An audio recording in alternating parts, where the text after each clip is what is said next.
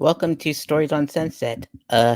Every Sunday night, I share a story as a concert journalist from 2009 to 2013 or 14.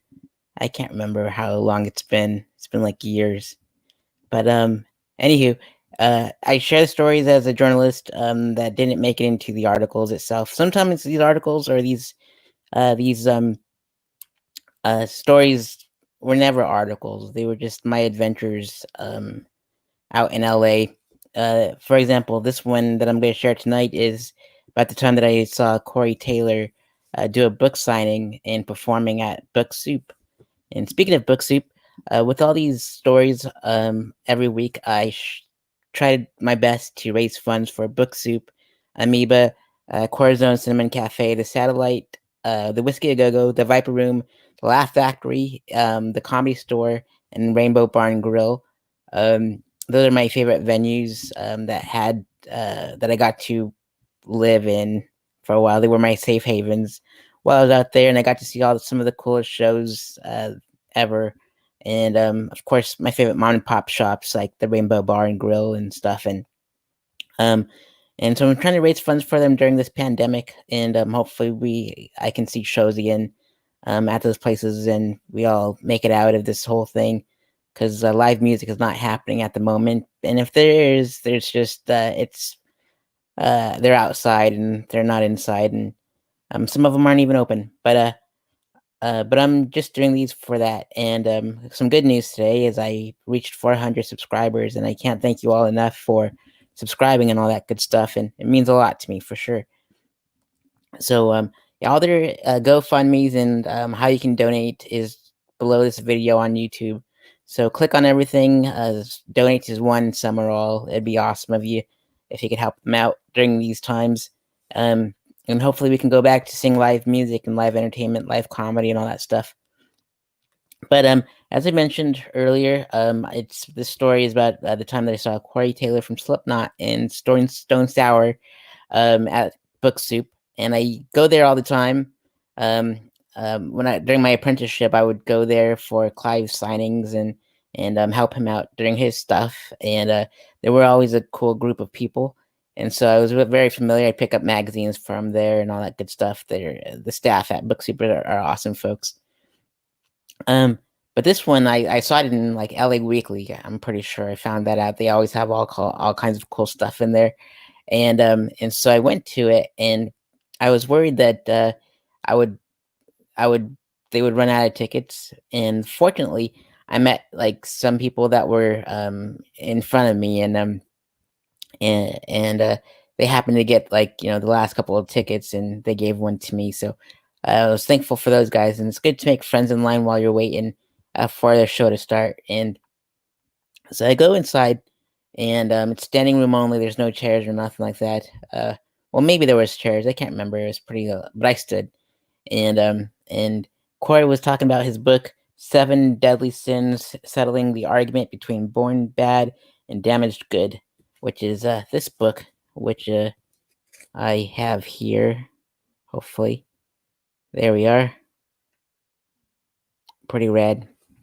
So he was promoting that book, and I ended up going to it, and he played some cover songs, and one cover song that stood out the most was Chris Isaak's Wicked Game, and he had a really good rendition of it. So I had a good time listening to some tunes and his stories behind this book, and I finally got to read it like a couple years ago. And there's a lot of cuss words in this book, and I wouldn't have expected less from Corey Taylor, but it's a really good book, and it tells about his upbringing and all that good stuff. And I remembered standing in line to get my book signed, and they had everyone write their names on a post-it and to write clearly and legibly, and so I did. And I got to talk to Corey for a little bit, and I said, "Hey, we have a mutual friend, Ashley Lawrence. She was in the Hellraiser, and she was in their music video, Slipknot's music video for Snuff." So that's where that connection of me and Corey was in, and Ashley, we had lunch the last weekend of my summer internship with Clive in 2009, and she gave me the meaning to my name, which is you don't know where it came from, but you know where you're going. So that's a shout out to Ashley Lawrence for giving me the name, the meaning to my name. So that was awesome of her. But as I mentioned, um, they had everyone fill out the post-it, so that way Corey can sign everyone's names in this book. So there's my name, and there's Corey's name. Pretty awesome, right? And I wore a Slipknot, not a Slipknot shirt because I didn't have one at the time. I had a Soulfly shirt, and I know that Soulfly and Corey did a song together. That's the only shirt that I had that would connect us that way. As uh, Pretty cool story about seeing Soulfly at the Black Sheep was the band that was opening up for him. They brought me on stage with them. It was like my very first heavy metal show. It was awesome, and I can't remember the rest of the bands that were on that bill, but they were pretty rad too. Um, let's see here. Um, and so I talked about that, and if you watch the Stone Sour Access TV special, you'll actually see me in the photo pit. That's running around because I have my Wu Tang beanie on, and you'll see me running around in the photo pit, just taking pictures of Stone Sour. Papa Roach was on the bill at Club Nokia that day, so it's on YouTube. You'll also see me running around the Black Label Society and Blackened one too. So you'll see me in a black beanie running around photographing those guys too.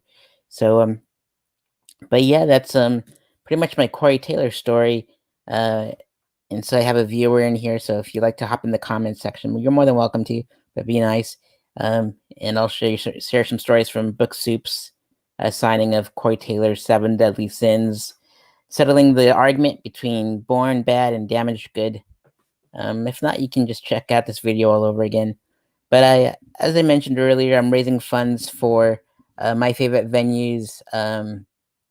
In LA on the Sunset Strip and Sunset Boulevard. That's why I named this series Stories on Sunset. I'm raising funds for Amoeba, the Satellite, the Whiskey A Go Go, the Viper Room, the Laugh Factory, the Comedy Store, Book Soup, Rainbow Bar and Grill.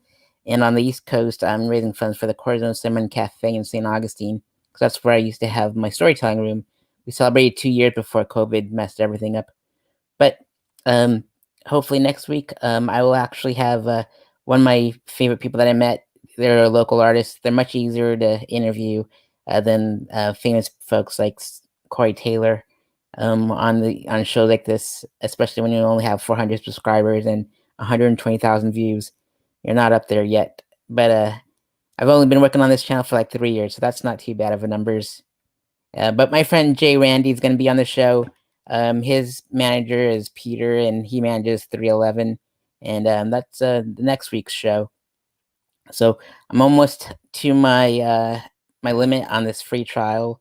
I should cut this off right now. But thank you so much for tuning in on Stories on Sunset. My name is Srethne. This is my SOS to the world. This is my message in a bottle. Hopefully, you guys check out the other episodes of Stories on Sunset because there's some cool ones.